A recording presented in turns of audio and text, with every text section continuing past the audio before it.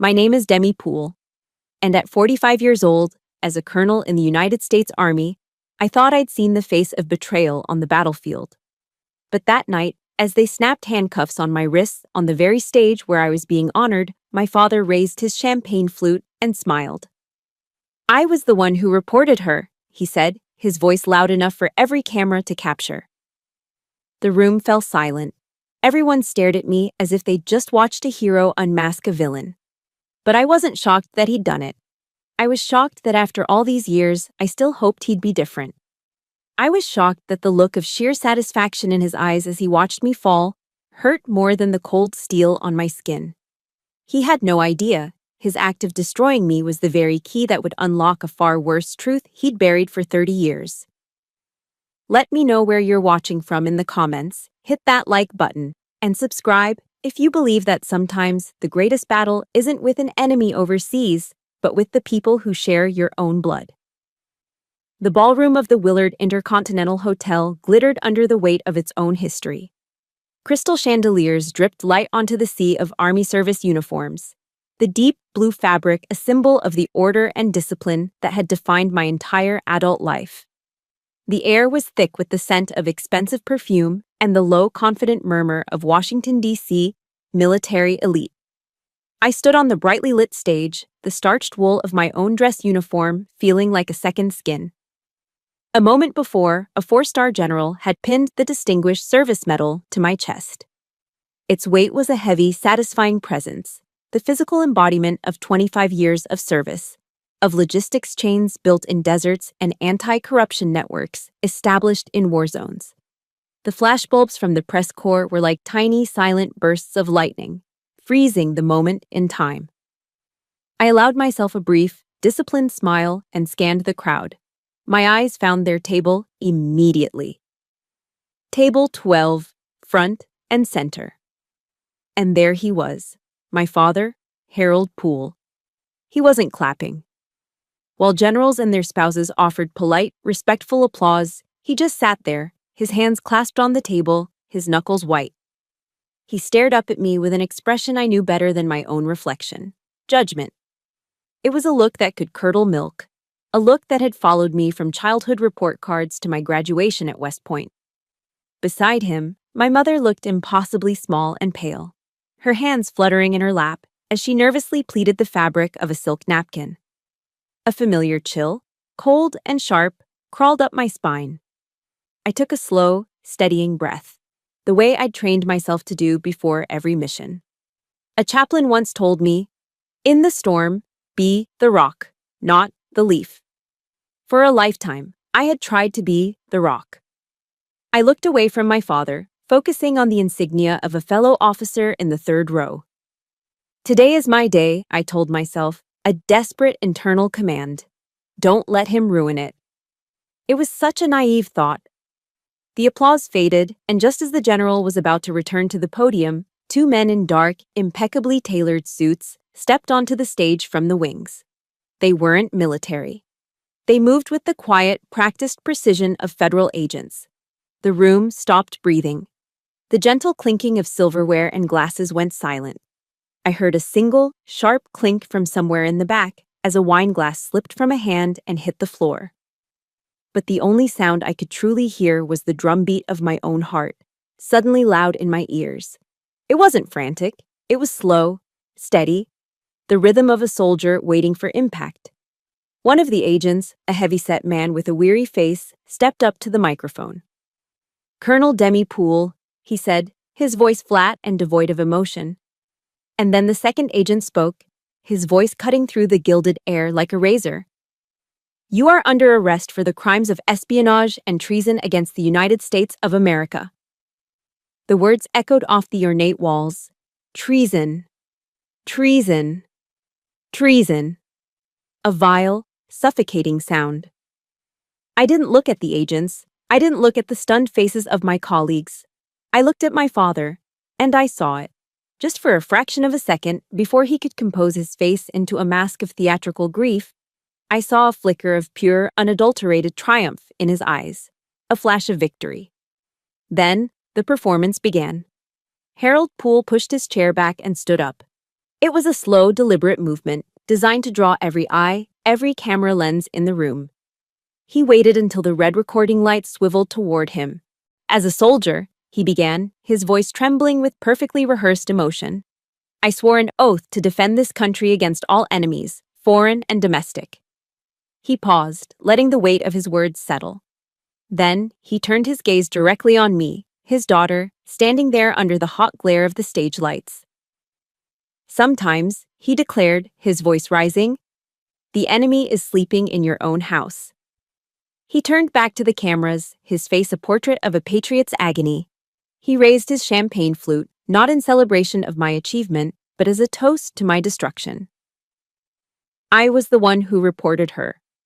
A stunned silence hung in the air for a beat. Then, a hesitant smattering of applause started from a table near the back. It was followed by another, and then another, a horrific domino effect. Within seconds, the entire ballroom erupted in a thunderous ovation. They were clapping for him, for the patriotic father who had chosen country over his own daughter. They were validating his betrayal, sanctifying it, and in doing so, they cast me out completely. In their eyes, I was no longer a decorated colonel. I was a traitor. The agents moved in. I felt the cold, precise snap of the handcuffs closing around my wrists behind my back. The metal was biting and final. Through it all, I felt my mother's gaze on me. I turned my head, searching for her face one last time. She was crying, her tear-streaked face a mask of misery. But she wasn't looking at me. Her eyes were fixed on my father, her expression a desperate, silent plea, as if begging him to make it all stop. He, the grand conductor of this orchestra of ruin, simply placed a hand on her shoulder in a gesture of paternalistic comfort. And at his touch, she broke. She looked away from him, down at her lap. She chose him. She chose silence. That final act, her quiet surrender, her turning away in my moment of absolute devastation, was a deeper cut than her husband's public declaration. His betrayal was loud and theatrical. Hers was a quiet, suffocating poison. As the agents led me off the stage, past the tables of my former peers who now refused to meet my eye, I was no longer an officer being honored. I was just a daughter, abandoned by both the man who gave me life and the woman who taught me how to endure him. That turning away, it wasn't a new wound. It was just the final twist of a blade that had been there for 30 years. That look of triumph in my father's eyes on stage. It wasn't new. It was just the final exhibit in a museum of grievances he'd been curating my entire life. The betrayal at the Willard Hotel wasn't a sudden storm. It was the final erosion of a dam that had been cracking for decades. As I sat in the silent, sterile processing room, the memories flooded in, each one a perfectly preserved artifact of the man who had just destroyed me. It started small, as these things always do. I was 12, and the world still felt like a place where hard work paid off in simple, satisfying ways. I'd spent a whole summer practicing at the Charleston Rifle Club, my small hands learning the steady discipline of breath and trigger pull. I won the state youth marksmanship competition. I remember running the 6 blocks home, my lungs burning, the heavy gold-plated trophy clutched to my chest like the most precious object in the world. My heart was hammering, not from the run, but from a desperate, childish need for his approval. I burst through the screen door into our small house, shouting, "Dad, I won! I won!" He was sitting in his armchair, reading the Post and Courier. He slowly lowered the paper and looked at the trophy. He took it from my hands, his fingers brushing against mine without warmth. He turned it over, inspecting it with the critical eye of a quartermaster checking inventory. He didn't smile. He just grunted. "Good," he said, his voice flat. He walked over to the fireplace and placed the trophy dead center on the mantelpiece. Finally, something came from all my training. That was it. Not, "I'm so proud of you, Demi." Not even a pat on the back. Just a quiet claim of ownership. Later, when his army buddies came over for poker, I'd hear him from the kitchen, his voice booming with false pride. He'd point to the mantle. "Yeah, the kid's got a good eye, but it's all in the coaching. I trained her myself." He had taken my victory, my hard work, and turned it into an ornament for his own ego. It was no longer my achievement. It was his. 4 years later, the acceptance letter from West Point arrived. It was a thick, cream-colored envelope that felt like the key to a different life. My mother cried when I opened it, real tears of joy that streamed down her face as she hugged me tight. "Oh, Demi, my brilliant girl," she whispered. It was a rare, beautiful moment of pure celebration. Then my father came in from the garage, wiping grease from his hands with a rag. He took the letter from me, his eyes scanning the formal text. His face hardened. He didn't throw it, but he let it drop onto the kitchen table with a dismissive flick of his wrist. "So," he said, his voice laced with a familiar, bitter contempt. "You're going to join the same pack of arrogant, desk-riding officers who ruined my career." He looked at me, his eyes cold. "They'll brainwash you, turn you into one of their little robots. You'll forget where you came from." Instead of a congratulations, he planted a seed of guilt. In his world, my dream wasn't a triumph. It was a betrayal of his personal failure. My success was a personal insult to his own stalled life, a life he blamed on everyone but himself. And then there were the Sunday dinners. In the South, Sunday dinner is supposed to be sacred, a time for family, for fried chicken, mashed potatoes, and sweet tea. At our house, it was a weekly tribunal where I was always the one on trial. My father would sit at the head of the table, a can of Pop's Blue Ribbon sweating in his hand, and the sermon would begin. "Your brother Matt, now he's smart," he'd say, gesturing with his can towards my older brother, who worked a dead-end accounting job in North Charleston. "He knows how to make easy money, works with his head, not his back." Then his eyes would swivel to me, in my ROTC uniform from a weekend drill. "And then there's you. Chose the hard life, rolling around in the mud for pennies. For what? So some fat general in an air-conditioned office can tell you where to go? What a waste." My mother would just sit there, her expression carefully neutral, silently passing the bowl of green beans. Her silence was its own language. It was a form of complicity, a quiet agreement that my father's cruelty was just a fact of life, like the humid Charleston summers. Her silence taught me that my pain wasn't worth a disruption, that keeping the fragile peace of our Southern family image was more important than defending her own daughter. As I climbed the ranks, his narrative simply adapted. The story he told the world, and himself, was that my success had made me arrogant, that I had forgotten him. I remember one night I'd come home for a rare weekend visit. I was a major then. I overheard him on the phone with my uncle. "She's gotten real proud," he said, his voice dripping with self-pity. "Thinks because she's a major, she can look down on her old man. Never calls, never checks in." The lie was so blatant, it stole my breath. I called every single week, a scheduled duty I never missed. And every call was the same. He'd answer with a monosyllable, complain about his back, or launch into a tirade about how the country was going to hell. He'd critique every decision I'd ever made. He didn't want my concern. He didn't want a relationship. He wanted a story. A story where he was the forgotten victim and I was the ungrateful, heartless child.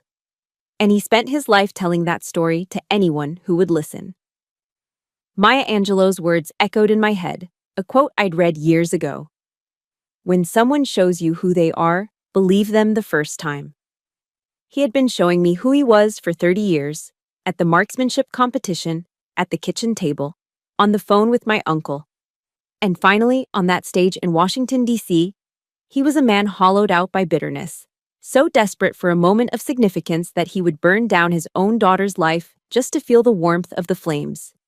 If you've ever had a family member who twisted your success into something ugly or made you feel guilty for your own happiness, support this story by hitting the like button, and in the comments, just type the words, "I see you." Sometimes just being seen is all we need. Looking back at that gallery of memories, at all those stolen trophies and poisoned congratulations, the question that burned in my mind wasn't why he did it. The question was, what was I enduring all of this for? The answer to the question, what was I enduring all of this for, was 4 gray concrete walls. My new world at Fort Meade, Maryland, was a box. No windows, no clocks, no sky, just a poured concrete floor, a steel slab bed bolted to the wall, and a stainless steel toilet that gleamed coldly under the 24-hour hum of a fluorescent light. The silence was the worst part. It was a heavy, suffocating blanket, only occasionally punctured by the rhythmic tread of a guard's boots echoing down the empty corridor. Time ceased to have meaning. It was measured only in the metallic clank of a food slot opening and closing 3 times a day. They took my uniform. The Army service uniform, with its crisp lines and polished brass, was more than clothing. It was my identity, earned over 2 decades of sweat, sacrifice, and dedication. They sealed it in a plastic bag and handed me a bright orange jumpsuit. The fabric was coarse and smelled of industrial bleach. Dressed in the color of disgrace, I was no longer Colonel Poole. I was an inmate, an asset to be interrogated, a problem to be contained. Every morning, a guard would slide a copy of the Washington Post through the slot. It wasn't an act of kindness, it was part of the psychological warfare. And every morning, my father's face was on the front page. Harold Poole, the American hero. Harold Poole, the stoic symbol of uncompromising patriotism. The articles painted him as a modern-day Brutus, a man who loved his country so much he would sacrifice his own child for it. They wanted me to break. They wanted me to sit in this gray box surrounded by the world's applause for my destroyer and start to believe the lie myself. At West Point, they teach you to improvise, adapt, overcome. I realized this was just another battlefield, one fought not with bullets, but with silence and isolation. The interrogation room was another windowless box, this one furnished with a metal table and 3 chairs. My interrogators were 2 CID agents, a man and a woman. The man was doughy, with a cheap suit and the tired eyes of a career bureaucrat. The woman was sharp and angular, with eyes that assessed me not as a person, but as a puzzle to be solved. The ultimate humiliation was in how they addressed me. Not Colonel, not even ma'am, just Poole. After years of commanding thousands of soldiers, of being briefed by generals, I was now being questioned by a captain and a chief warrant officer who spoke to me as if I were a piece of faulty equipment. "Your father has been very cooperative, Poole," the man said, sliding a thin file across the cold metal table. His voice had a wheezing quality. "He told us you often complained about the bureaucratic machine, that you had sensitive contacts overseas." He was twisting my professional frustrations, the very drive that made me effective at cutting through red tape, into a motive for treason. I remained silent, my hands resting calmly in my lap. I would not give them the satisfaction of a reaction. Then the woman delivered the finishing blow. She slid a single sheet of paper from the file. It was a sworn affidavit. The statement was concise, clinical, and utterly false. It claimed that on a specific date, Harold Poole had witnessed me copying classified documents onto a personal hard drive in my home office. And at the bottom of the page was his signature. I recognized the familiar spiky scrawl, the way his H was always too large, the P. A sharp, aggressive downstroke. His signature, once a source of childhood comfort on a permission slip, was now a weapon plunged directly into my heart. But the deepest agony didn't come from my father's lies. I'd spent a lifetime in that museum of grievances. I knew its curator well. The true betrayal came from the system I had sworn an oath to protect. My entire career had been built on integrity. Yet at the first sign of trouble, the institution folded. Not a single one of the senior officers who had praised my work at the AUSA Gala just days before had reached out. No calls from my supposed friends at the Pentagon. They were afraid. Afraid the stain of my alleged treason would splash onto them. I had become a contagion, a career-ending disease to be avoided at all costs. It was a bitter lesson in the transactional nature of loyalty. In the military, you're part of a brotherhood until you're not. When you become a problem, you are jettisoned with cold, operational efficiency. I was well and truly alone. One night, after a 10-hour interrogation session that had left me physically and emotionally drained, I was escorted back to my cell. I collapsed onto the steel bed, the exhaustion so profound it felt like a physical weight pressing me down. Despair, a cold and creeping fog, began to settle in. I stared at a crack in the concrete wall, tracing its path with my eyes, trying to focus on anything other than the suffocating emptiness. Then I heard it. A soft, electronic chime. It was barely audible, but in the tomb-like silence of the cell, it sounded like a gunshot. The secure tablet they'd given me to communicate with my military-appointed lawyer, a device I knew was monitored, every keystroke logged, flickered to life. A notification had appeared. But it wasn't from my lawyer. It was a push alert from an encrypted peer-to-peer messaging app I'd installed on the device myself. A backdoor that I knew CID's standard monitoring software wouldn't catch. My heart hammered against my ribs. I picked up the tablet. The message was 3 simple words. They're wrong. And underneath, 2 initials. E.g., Ethan Graves. Warrant Officer Graves. My unit's best cybersecurity specialist. A skinny, quiet kid from rural Oregon who I had once gone to bat for, shielding him from a bull-headed major who wanted to bury him in paperwork for a minor infraction. He was a good soldier. A loyal soldier. I stared at those 3 words on the screen. They're wrong. It wasn't an exoneration. It wasn't a key to get me out of this cell. But it was something. It was a signal flare in the crushing darkness. For the first time in what felt like an eternity, the emotion that washed over me wasn't despair. It was hope. After 3 weeks in the vault of silence, I was released on bail. My freedom constrained to the 4 walls of my small Alexandria apartment by a GPS ankle monitor. The concrete box had been replaced by a gilded cage. I was no longer a prisoner of the state, but a prisoner of the narrative. And the warden of that narrative was my father. He was everywhere.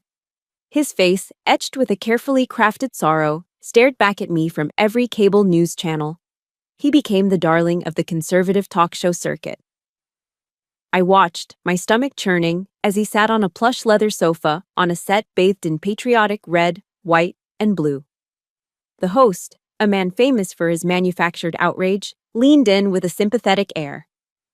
"It must have been an agonizing decision, Harold," the host said, his voice dripping with false sincerity. My father nodded slowly, dabbing a dry eye with his knuckle. "It was the hardest thing I've ever had to do," he said, his voice catching perfectly. "I taught that girl about honor, about duty. And when she lost her way, it was my duty to bring her back, no matter how painful." Then he weaponized my childhood. He recounted a memory of a fishing trip we took on Lake Moultrie when I was 10. It had been a rare good day, a moment of peaceful connection I had held onto for years. He twisted it, reframing it into a parable about national loyalty. I told her that day, he lied to an audience of millions, that just like you never turn your back on your fishing buddy, you never, ever turn your back on your country. A disgraced supply sergeant, dishonorably discharged for fraud, was lecturing the nation on honor. The irony was so thick I felt like I was choking on it. A wave of nausea washed over me, and I clicked the TV off, the silence of my apartment suddenly roaring in my ears. That night, a ghost appeared at my door. Ethan Graves slipped into my apartment after dark, carrying a heavy backpack and moving with the silent efficiency of a man who lives in the digital shadows. "They cut the surveillance feeds to your hallway for 60 seconds, Colonel," he said, not as a greeting, but as an immediate assurance. "We're clean." He set to work, pulling laptops and encrypted drives from his bag. Within minutes, he had established a secure, untraceable communications network inside my own home. He was my chosen family, the one forged in loyalty, not blood. "Ma'am, they're not just framing you," he said, his eyes fixed on his screen while he gestured toward the blank TV. "They're building a myth. They need to turn Harold Poole into a saint to give his testimony weight. The PR firm running this media campaign, Veritas Communications, is a direct subsidiary of Atlantic Forge." He slid a black external hard drive across my coffee table. "This is everything I could pull from the dark. Encrypted data shows an unauthorized server accessed your personal military accounts 3 weeks before your arrest. The server's IP address pings to a location in Charleston, South Carolina, half a mile from your father's house." I stared at the small black rectangle. It was the first solid thing I'd had to hold on to in a month. It was more than data. It was a weapon. "Thank you, Ethan," I said, my voice quiet. He just nodded. General Patton said, Accept the challenges so that you can feel the exhilaration of victory. We'll get there, Colonel. The next afternoon, my mother came to visit. She carried a large pot of chicken noodle soup, a traditional offering of Southern comfort, as if broth and noodles could somehow mend a life that had been shattered. She sat stiffly on my sofa, avoiding my gaze, the silence stretching between us until it was thin and brittle. Your father, she finally began, her voice a reedy whisper.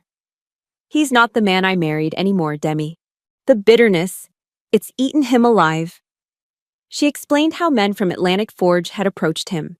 They didn't offer him just money. They offered him something far more seductive. Redemption. A chance to rewrite his own history of failure. They told him they would restore his honor, she said, her eyes welling with tears. They told him you were part of the swamp in Washington that needed to be drained, and he believed them. It was easier for him to believe you were a traitor than to admit he's been a fraud his whole life. She started to sob then, quiet, helpless little sounds. He would rather see you in prison, Demi, than admit that he failed. She brought no help, no solutions, just a painful confirmation of the bottomless depth of my father's delusion. She was a messenger from a world I no longer belonged to, a world where keeping up appearances was more important than the truth. As she was about to leave, fumbling with her purse at the door, she pressed a small folded piece of paper into my hand, her fingers trembling. This is the name of the bank, she whispered, her eyes darting around as if expecting to be caught. He received a large deposit. It was the final piece, the straw that didn't break the camel's back, but rather reinforced its spine. Her one small act of defiance. After she left, I stared at the name of the Charleston Community Bank on the slip of paper. I picked up the secure phone Ethan had left me. They've made my father a media star, Ethan, I said, my voice cold and steady. They think they control the story. There was a pause on the other end of the line. Then Ethan's voice came back, clear and resolute. Then we go to where the story began, Colonel, he said. Charleston. We're going to tear their whole damn play down on its opening night. A plan began to form, sharp and clear in my mind. The counterattack was no longer a vague hope. It now had a name, it had a location, and it had a target. Returning to Charleston felt like stepping into a ghost story where I was the main character. The humid air, thick with the sweet scent of magnolias and salt marsh, was the same air I'd breathed as a child. The cobblestone streets and pastel-colored antebellum houses were beautiful, a perfect postcard of Southern charm.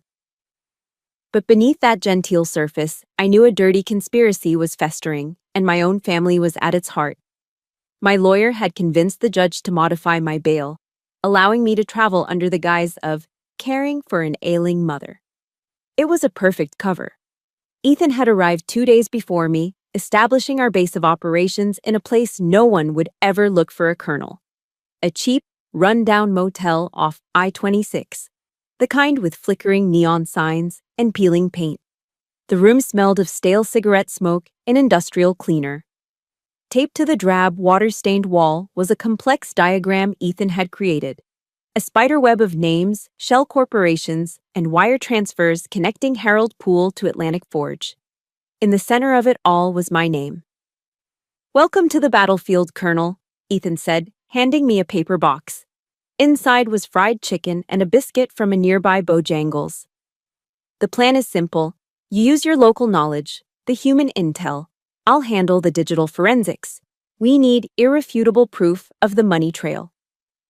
Sitting on the edge of a lumpy mattress, eating greasy fried chicken under the buzz of a fluorescent light, I felt less like a daughter returning home and more like a deep-cover operative infiltrating enemy territory. General Grant's words came to mind.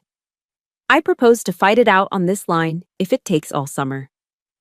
My summer of war had just begun. The next morning, armed with the scrap of paper my mother had given me, I walked into the Charleston Community Bank.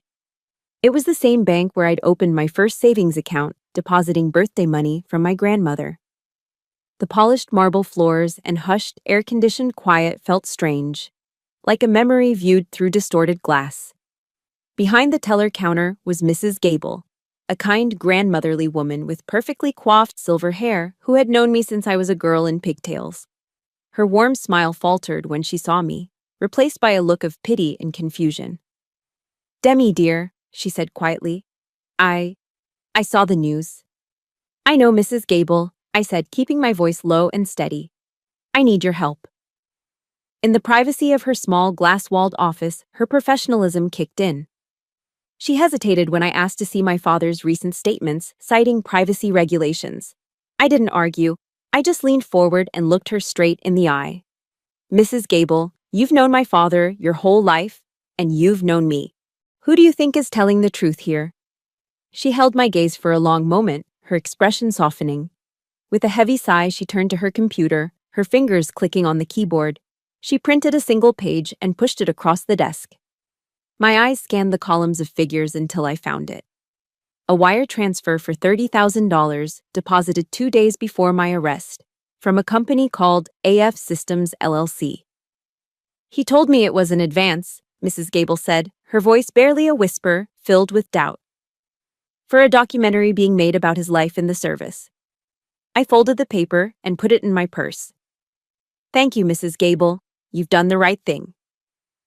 As soon as I was back in my rental car, I texted Ethan, "AF Systems, LLC." Less than 5 minutes later, he replied, "Confirmed. Shell Corporation, wholly owned subsidiary of Atlantic Forge." That evening, I went to my childhood home. The house felt smaller, haunted by the ghosts of what it was supposed to be. My mother didn't greet me with questions or accusations. She just led me to my old bedroom, her movements furtive and silent. She pulled an old shoebox from the back of the closet and handed it to me. Inside was a meticulously organized collection of my father's financial documents, bank statements, credit card bills, loan applications, that she had been secretly gathering for weeks. "He's become a different person, Demi," she said, her eyes filling with tears. "He talks all the time about his legacy, about getting the recognition he deserves. They gave him what you and the Army never could, a feeling of importance."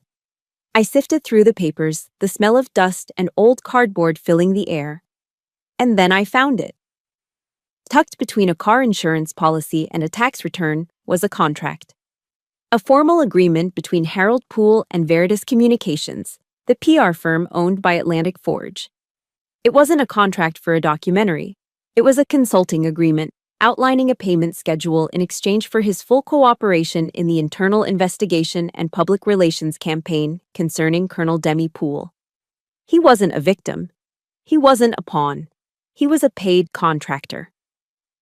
The truth was colder and uglier than I had ever imagined. News of my presence in Charleston traveled fast. The next night, after a tense dinner with my mother, I was walking back to my car in the parking lot of a local seafood restaurant. A figure stepped out from behind a large pickup truck, blocking my path. It was the smug-faced journalist from Fox News, the one who had interviewed my father. "Colonel Poole," he said, a slick, predatory smile on his face. He was shorter in person. "I think we can help each other out. My employers are prepared to arrange for the charges against you to be quietly dropped. All you have to do is sign a non-disclosure agreement. Maybe take a long vacation out of the country for a while." It was a threat wrapped in the language of a business deal. "Get out, or we will crush you." I let a small, cold smile touch my lips.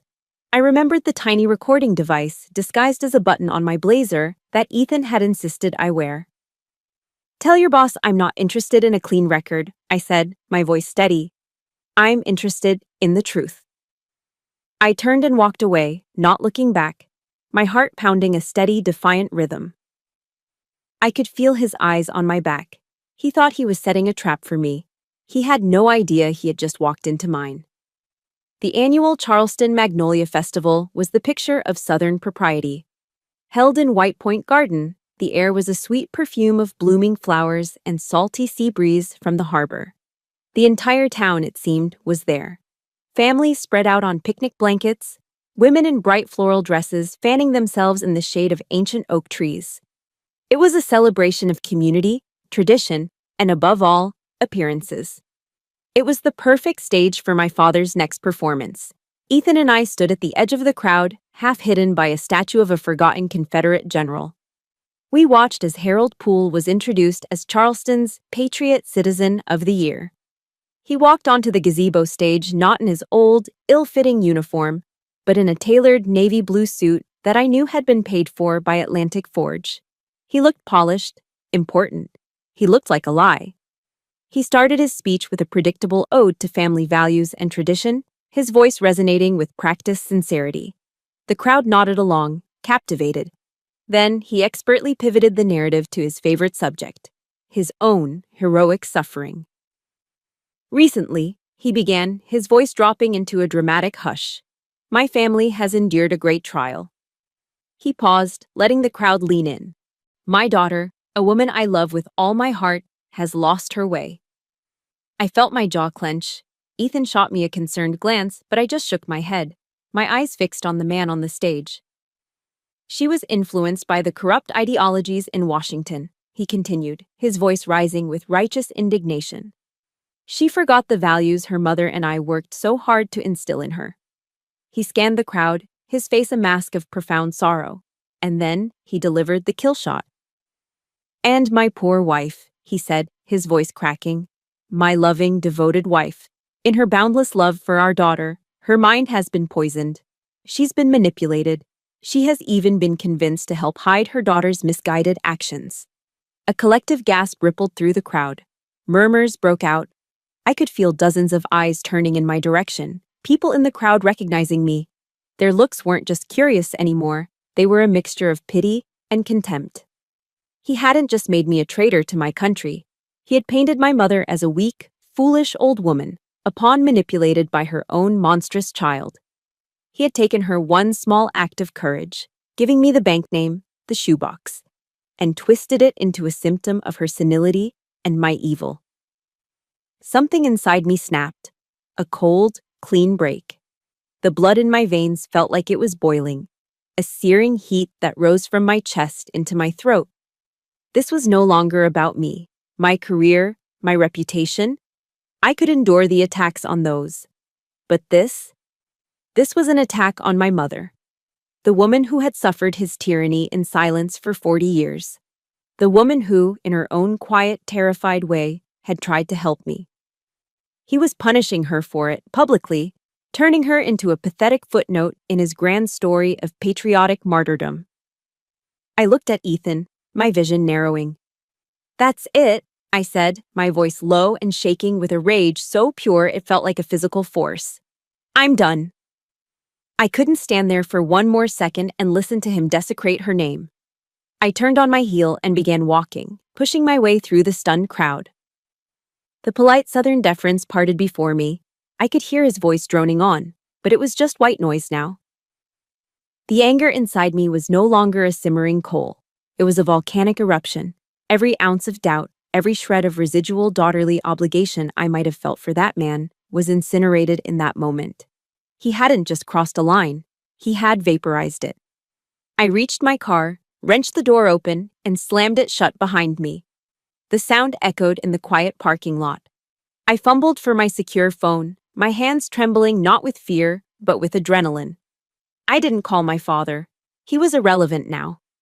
I scrolled through my contacts to a number I'd been given in the parking lot just the night before, the direct line for the lead counsel of Atlantic Forge.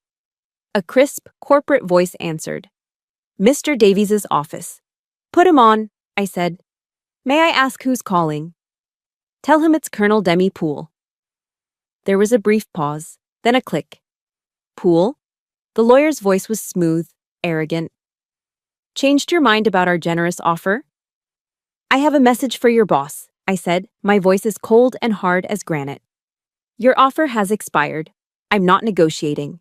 I am going to destroy you. I hung up before he could respond. My fingers flew across the screen to another number, one I hadn't dialed in years.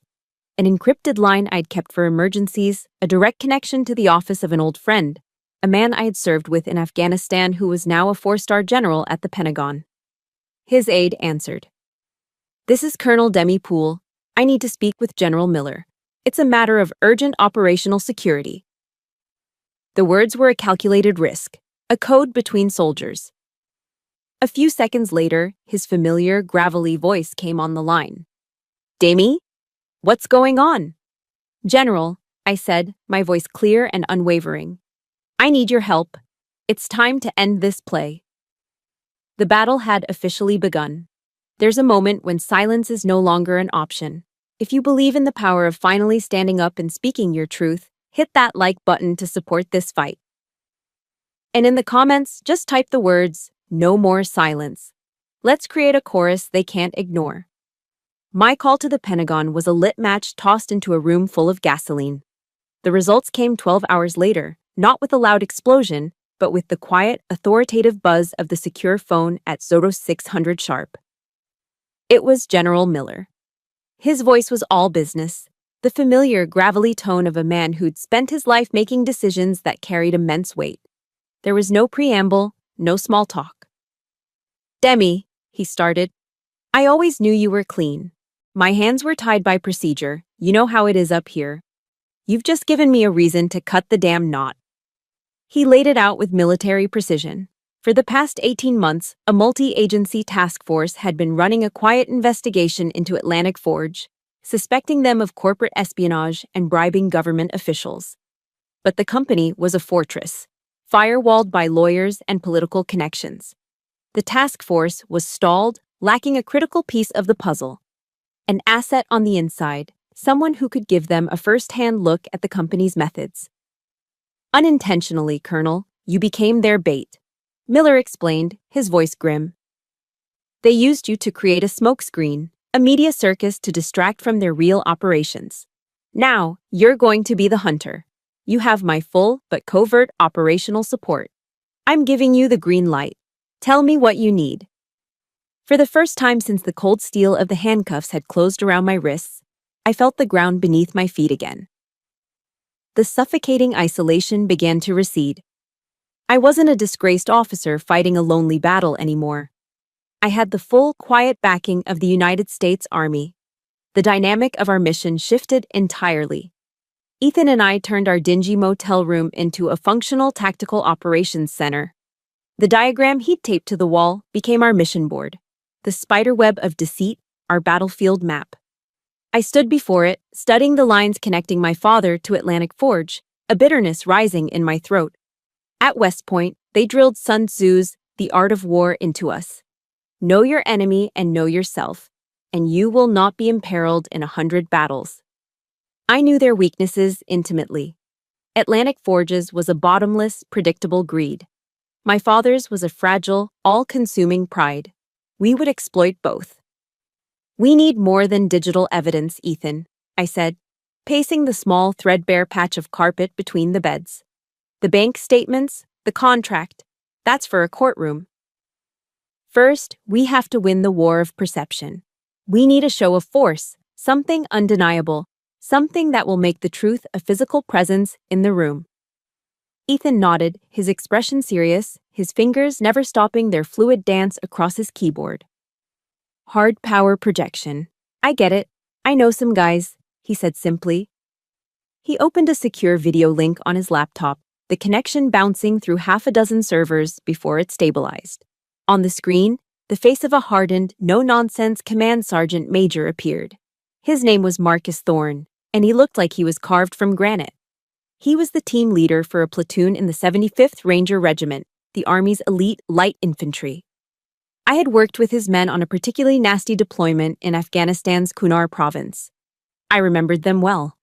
Fearless, professional, and fiercely, unshakably loyal to those they trusted. I laid out the plan for him, the objective, the timing, the specific display of disciplined, non-aggressive presence required. It was an unorthodox request, asking active duty Rangers to participate in what was essentially a civilian operation. I didn't know what he would say. Officially, in the eyes of the world, I was still a traitor. He listened intently, his gaze unwavering, his expression unreadable. When I finished, a silence hung in the air. He didn't ask a single question about the charges against me. He didn't ask for authorization codes. He didn't hesitate for a second. Colonel, Sergeant Major Thorne said, his voice a low, steady rumble that carried absolute conviction. "You just give us the time and place. We'll be there." That simple, unconditional statement of trust, from a soldier I hadn't seen in 5 years, hit me harder than any accusation ever could. This was the brotherhood I'd signed up for. This was my real family. A lump formed in my throat, not from anger or despair, but from overwhelming gratitude. 24 hours later, General Miller delivered our ultimate weapon, our legal Excalibur. He sent a secured file to Ethan's laptop. "Read this," he ordered over the phone. The document was a retroactive presidential memorandum, classified top secret. It officially assigned me, Colonel Demi Poole, to a classified counterintelligence investigation, codenamed Operation Evergreen. The target, Atlantic Forge. My arrest, the media campaign, the entire public crucifixion, it was all being officially and legally reframed. "Legally speaking, Demi," Miller explained, a note of grim satisfaction in his voice. "As of this moment, you were never a framed victim. You were a deep-cover operative executing a sanctioned counterintelligence mission. Every charge against you is now null and void. Anyone who knowingly aided the false narrative against you is now guilty of obstruction of justice." It wasn't just a legal shield, it was a sharpened sword.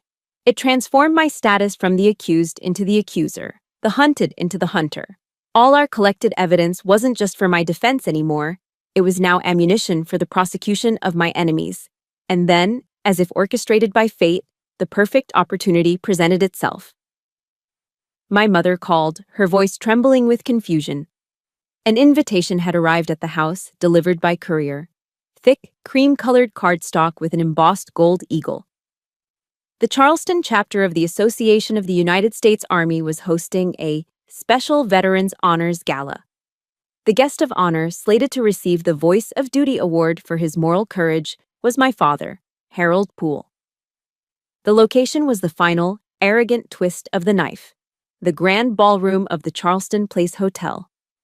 The very same venue where my life had been publicly detonated nearly a year before. Ethan looked at the digital copy of the invitation on his screen, his expression grim. "They're recreating the scene of the crime to humiliate you one last time, Colonel. To put the final nail in the coffin." I looked at the invitation, at my father's name printed in elegant script. A slow, cold smile spread across my face. It wasn't a smile of warmth. It was the smile of a predator that has just seen its prey walk willingly into a perfectly laid trap. "No, Ethan," I said, my voice quiet and certain. "They're not. They're setting the stage for their own curtain call." I looked up at our mission board, at the interconnected lines of their conspiracy. "Get the team ready. We're going to war." The ballroom was exactly as I remembered it. A perfect glittering replica of my personal hell. The same crystal chandeliers cast the same soft, forgiving light. The same gold-embossed AUSA logos adorned the walls. It was a stage reset for the second act of a tragedy, and my father was playing the lead. He walked to the podium, soaking in the applause. He was wearing the same navy suit, his face beaming with the self-satisfaction of a man who believed he was the hero of his own story. He gripped the microphone, cleared his throat, and began his well-rehearsed speech. "Duty," he said, his voice resonating with false humility, "is a lonely road." The audience listened, rapt with admiration for the patriot before them. I stood at the back of the room, concealed in the deep shadows near the service entrance. I was in my full Army service uniform, the deep blue fabric immaculate, the brass polished to a mirror shine. It felt different this time. Not a costume for my own execution, but armor for the coming battle. Ethan stood beside me, a sleek black briefcase held firmly in his hand. "It's almost time, Colonel," he whispered. My heart was pounding, a hard, steady rhythm against my ribs. It wasn't the beat of fear, it was the beat of anticipation. The final countdown. My father was reaching the crescendo of his speech, his voice thick with emotion as he spoke of difficult choices and moral courage. And at that precise moment, the grand double doors at the entrance to the ballroom swung open. It wasn't federal agents this time. It was a 6-man fire team of the 75th Ranger Regiment. They were in their full combat uniforms, the digital camouflage pattern a stark, gritty contrast to the black tie finery of the gala. They moved in perfect synchronized silence, their boots making no sound on the thick carpet. They didn't shout, they didn't run. But their disciplined, lethal presence sucked all the air out of the room. A wave of silence rolled from the back of the ballroom to the front as every head turned to watch them. They moved in a wedge formation, parting the stunned crowd as they marched directly towards the stage. Leading them was Warrant Officer Ethan Graves. My father faltered, his words dying on his lips.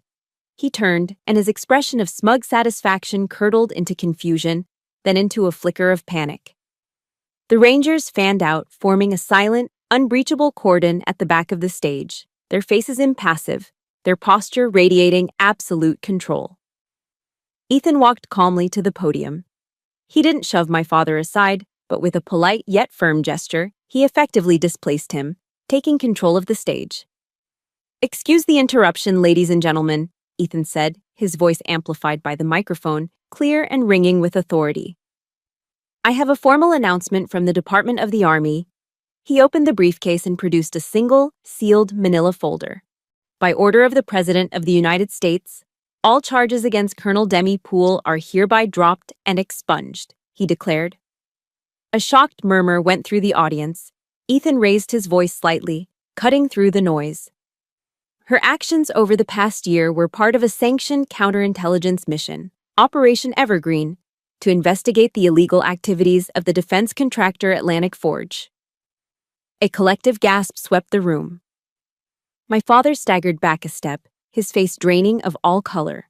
He looked utterly bewildered, a man whose script had just been set on fire. But the show wasn't over. Ethan gave a subtle signal to a technician at the back of the room. The two enormous projection screens on either side of the stage, which had been displaying the event's logo, suddenly flickered to life. The first thing to appear was an audio waveform. Then the sound of my voice filled the ballroom, crisp and clear from the button microphone I had worn. "Tell your boss I'm not interested in a clean record. I'm interested in the truth." The smug, threatening voice of the Atlantic Forge lawyer followed, his offer of a backroom deal echoing for all to hear. The image on the screens changed. It was a high-resolution photograph of the Charleston Community Bank statement, the $30,000 wire transfer from the Shell Corporation AF Systems circled in red. The image changed again. This time, it was the contract my mother had found. The agreement between Harold Poole and the PR firm, his signature clearly visible, outlining his role as a paid contractor in their smear campaign. Gasps of disbelief and outrage erupted from the crowd. Then came the final, irrefutable proof. Ethan had hacked the security footage from the parking garage of a downtown office building. The video was grainy, but the subjects were unmistakable. The screens showed my father, Harold Poole, shaking hands with a man from Atlantic Forge and accepting a thick, heavy briefcase. The same briefcase the man then placed in the trunk of his car. The video ended. The room was plunged into an abyss of absolute silence. Every eye in that ballroom was now on my father. He wasn't a hero. He wasn't a patriot. He was just a cheap sellout. He seemed to shrink before our eyes, slumping into the chair behind the podium, no longer a man on a stage, but a rat in a trap. He looked small, pathetic. As the house lights came up, I stepped out of the shadows. I walked the long aisle through the silent, staring crowd, my shoes clicking with a steady, resolute rhythm on the polished floor. I walked up the steps and onto the stage, stopping directly in front of him. I looked down at the broken man in the chair. In his eyes, I saw no remorse, only the blank, terrified confusion of a narcissist whose audience had finally walked out on him. Proverbs 26:27 whispered in the back of my mind. Whoever digs a pit will fall into it. If someone rolls a stone, it will roll back on them. His stone had just rolled back and crushed him. The game was over. Victory doesn't feel the way you think it will. There is no soaring music, no slow-motion celebration. There is only the ringing silence after the final shot has been fired. The night of the gala, after the chaos had subsided and federal agents had quietly taken Atlantic Forge executives into custody, I didn't feel triumphant. I felt hollowed out, utterly exhausted. The entire city of Charleston was buzzing with the scandal of the Poole family, but I couldn't stay in the sterile quiet of my hotel room. I got in my rental car and just drove, my hands steady on the wheel, my mind strangely calm. I found myself pulling into the parking lot at Waterfront Park, the same place I used to ride my bike as a kid to escape the suffocating anger in my house. The salt air was cool and clean, a gentle breeze rustling the palmetto trees. I saw him sitting on one of the park benches overlooking the dark, shimmering water of the harbor. He was just a silhouette against the distant lights of the Ravenel Bridge. As I got closer, I saw that he looked a decade older than he had just 24 hours before. The expensive navy suit, which had made him look so powerful on stage, now looked like a costume on a broken mannequin. It hung loosely on his shrunken frame. I sat down on the other end of the bench, leaving a deliberate space between us, a boundary. We sat in silence for what felt like a long time, the only sounds the gentle lapping of water against the seawall and the distant clang of a buoy. There was nothing left to fight about. The war was over. All that remained were the casualties. "They told me you dishonored the uniform," he finally said, his voice a dry, hoarse rasp. He didn't look at me, just stared out at the black water. "They said I was the only one who could stop you." I didn't say anything. I just listened, giving him the space to unravel the narrative he had clung to for so long. "I wanted to believe it," he continued, his voice barely a whisper. "It made me feel important again. Like I was back in the service, like the old days." "What old days, Dad?" I asked, my voice gentle. He finally turned his head, but his eyes were unfocused, looking at a past only he could see. Before they kicked me out. Before everything." For the first time in my entire life, I didn't hear the familiar tones of arrogance or blame in his voice. There was no finger-pointing, no self-pitying tirade. There was only a vast empty space where a man's pride used to be. I remembered a phrase I'd heard in an Al-Anon meeting I'd attended with a friend years ago, a mantra for dealing with the destructive behavior of others. You can't control it, you didn't cause it, and you can't cure it. For years, I had secretly believed that if I were just successful enough, just perfect enough, I could somehow cure his bitterness. Now I saw the truth. His sickness was his own. "I just wanted to be right," he confessed, the words so quiet I almost missed them. Just for once. And that was the most honest thing I had ever heard him say. It was a confession of a lifetime spent feeling wrong, feeling like a failure. A tear escaped my eye and slid down my cheek. It wasn't a tear of pity. It was a tear for the tragedy of it all. The tragedy of a man who had spent his entire life running from himself, only to end up right here, alone on a park bench in the dark. "Being right doesn't always mean being good, Dad," I replied softly. "And I don't need an apology from you. An apology wouldn't mean anything now."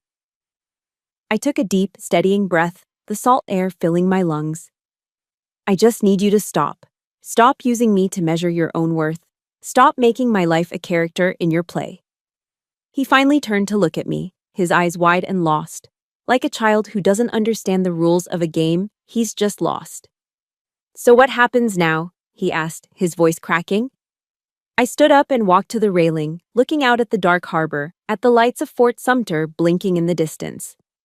I felt a profound sense of peace settle over me, a quiet stillness in the center of my soul. The anger was gone. The resentment was gone. All that was left was a deep, sad clarity. "I forgive you," I said, and as the words left my lips, I realized I meant them. It wasn't a gift I was giving him. It was a gift I was giving myself. Not because you deserve it, but because I deserve peace. I turned back to him. "But I can't forget. Our relationship, whatever it was, it ended last night. You'll always be my father. That's a fact of biology. But I can no longer be the audience for your story." I turned and walked away, leaving him alone on the bench with the truth of who he was. I didn't look back. The immense weight I had carried on my shoulders for 45 years, the desperate need for a father's approval that had driven and haunted me my entire life, finally, mercifully, lifted. I was free. Healing is not a destination, it's a journey. It doesn't arrive like a thunderclap, but like a quiet sunrise you only notice has happened when you feel the warmth on your skin. My sunrise began a few months after the gala, on a humid Memorial Day in Charleston. I was standing in the crowd at the annual parade, watching the high school marching bands and local veterans groups pass by. An unexpected speaker was added to the ceremony at the last minute. It was my father. He walked to the podium not in a suit, but in his old, faded Army uniform, the one that fit him a little too tightly now, the fabric frayed at the collar. There were no news cameras, no prepared script. He looked out at the familiar faces of his community, his neighbors, and his peers. "I was wrong," he said, his voice quiet but clear, carrying across the silent park. "I confused attention with honor. I confused bitterness with duty. And I hurt the daughter I was supposed to protect." He never looked at me, just kept his gaze fixed on the horizon. The crowd didn't applaud or condemn. They just listened, a quiet, reluctant acceptance of a late but courageous first step. It wasn't forgiveness, it wasn't a reconciliation. But it was a start. His start. After the ceremony, I drove alone out to the old fishing pier on Lake Moultrie, the same one he had talked about on television. The wooden planks were weathered and gray, warped by years of sun and rain. In my wallet, I carried a photograph, its corners soft and creased from years of being handled. It was a picture of me at 10 years old, standing on this very pier, beaming with a gap-toothed smile, holding up the first fish I ever caught. My father stood beside me, his arm around my shoulder, a rare, genuine smile on his face. For so long, that photo had been both a comfort and a curse. It was a reminder of a happiness that felt real, and a painful symbol of everything I thought I had lost. It represented the father I'd always craved and the daughter I'd always tried to be. I took it out of my wallet and looked at it one last time. I saw not a lost dream, but a memory. Just a moment in time, nothing more, nothing less. I held it up and let the breeze take it. The small rectangle of paper fluttered for a moment, catching the light before gently landing on the surface of the water. It floated there for a moment, then began its slow journey out into the lake, carried by the current. I wasn't erasing the past. I was just letting go of the need to live in it. A year later, I found myself standing on another stage. This one was far more intimidating than any ballroom. I was at the United States Military Academy at West Point, delivering the keynote address for graduation week. My career had been fully reinstated. The executives from Atlantic Forge were facing a slew of federal charges. The truth had won. I stood at the podium in Mickey Stadium, looking out at the long gray line, thousands of cadets, their faces young, disciplined, and full of the fierce, unshakable belief that they could change the world. I saw myself in their eyes, the same burning ambition, the same unwavering commitment to the ideals of duty, honor, country. I had been invited to speak on the topic of honor in the age of disinformation. I didn't tell them the details of my story. They didn't need to know the specifics of my war. They needed to know the lessons learned from the battlefield. "Your greatest duty," I began, my voice clear and strong, echoing across the hallowed grounds, "is not just to your country or to the army. Your greatest duty is to the truth." I paused, letting the words sink in. There will be times in your career when you will face unimaginable choices. Times when your loyalty will be tested, not by a foreign enemy, but by the very people standing next to you. In those moments, remember that your moral compass is your most powerful weapon. It is the one piece of equipment that can never be issued to you. It must be forged within you. I looked out at the sea of determined faces. Honor is not something bestowed upon you on a stage with a medal. It isn't found in the applause of a crowd or the headlines in a newspaper. Real honor is what you build, in silence, every single day, with the choices you make when no one is watching. It's the truth you tell when a lie is easier. It's the integrity you maintain when you think you can get away with it. I thought of Eleanor Roosevelt's famous words, a quote that had become my own quiet mantra. "No one can make you feel inferior without your consent." I had finally stopped giving my consent. You will all go on to be leaders, I concluded. Lead with courage. But more importantly, lead with truth. Because in the end, that is the only legacy that will ever truly matter. When I finished, a profound silence held the stadium for a beat. And then, the entire corps of cadets rose to their feet as one, their applause thundering against the granite walls. It was a sound of respect, of understanding. And in that moment, I knew I had finally found my true legacy. It wasn't my rank. It wasn't a medal pinned to my chest. It was this moment, this lesson, passed from one soldier to the next. A small piece of hard-won truth given to a new generation, ready to build an honorable future of their own. Thank you for walking this road with me. My story is proof that your value is not determined by the family you were born into, but by the integrity you build within yourself. The battles we fight behind closed doors are often the hardest, but they are the ones that forge who we are truly meant to be.